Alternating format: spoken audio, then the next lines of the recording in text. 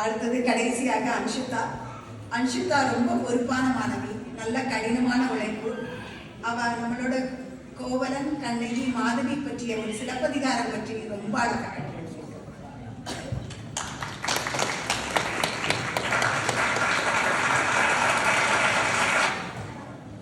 இங்க வரட்டை தந்திருக்கும் என் அனைவருக்கும் வணக்கம். இன்னைக்கு இந்த பட்டமளிப்பு ஆடியில் உங்க முன்னாடி நிற்கும் போது நான் என் தமிழ் பள்ளி பற்றியோ என் தமிழ் முன்னேற்றத்தை பத்தியோட பேச போறதில்ல. அதுக்கு பதிலா என்னை வீட்டில் தமிழ் பேசுறதுக்கு தூண்டின ஒரு சம்பவம் பத்தி பேச போறேன்.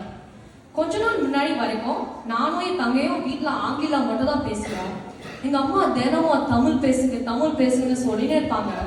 ஆனாலும் கூட நாங்க ஆங்கிலம் தான் பேசிட்டு இருப்போம். எப்போதான் என் அம்மா அட்வைஸ் பண்ணும் போது எனக்கு ஐயோ திருப்பி ஆரம்பிச்சிட்டாங்களேன்னு தோணும். ஆனா அது மாத்தினது என் தோழி சொன்னோட சம்பவம். நானும் என் தோழியும் ஒரே இசைப்பள்ளியில படிக்கிறோம். என் தோழி ஒரு சைனீஸ் பொண்ணு. அவ 8 வருஷமா அவரோட ரஷ்யன் டீச்சர் கிட்ட பியானோ கத்துக்கிறா. அந்த 8 வருஷத்துல அந்த டீச்சர் இங்கிலீஷோ ரஷ்யன் மட்டும் தான் பேசி பார்த்திருக்கா. எனக்கு கூட அந்த ஆசிரியர் நல்லா தெரியும். அவங்க பார்க்க கூட ரஷ்யன் மாதிரி இருப்பாங்க. திடீர்னு என் தோழிக்கு ஒரு நாள் பாடம் நடத்தும் போது ஒரு ஃபோன் கால் வந்தது. ஃபோன் கால் எடுத்து பக்கத்துல போய் சரளமாக மேண்டரில் பேசுறாங்க. என் தோழியால நம்பவே முடியல. திருப்பி வரும்போது என் ஷாக்கான தோழி, உங்களால மேண்டரின் பேச தெரியுமா அவ கேட்டான். ஆமா, எனக்கு நல்லா தெரியுமே. என் அப்பா ரஷ்யன், என் அம்மா சைனீஸ். வளரும் போது நானும் என் தங்கையும் மேண்டரின் பேசினா எங்க அம்மாவுக்கு ரொம்ப பிடிக்கும். இப்போ என் அம்மா இல்லை, ஆனாலும் எங்க அம்மா ஞாபகமா மேண்டரின் தான் பேசிப்போம் என்று அவங்க சொன்னாங்க.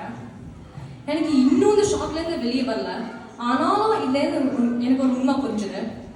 மொழி ஒரு கம்யூனிகேஷன் மீடியம் மட்டும் இல்லை, அதுக்கு ஒரு எமோஷனல் ஃபேக்டர் வேற உண்டு. அன்னிலேருந்து நான் முடிவு பண்ணிட்டேன்.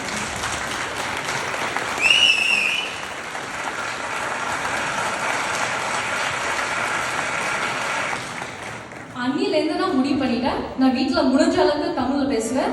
ஏன்னா அதான் நானும் என் தாய்நாட்டுக்கு உள்ள பாலம். இறுதியாக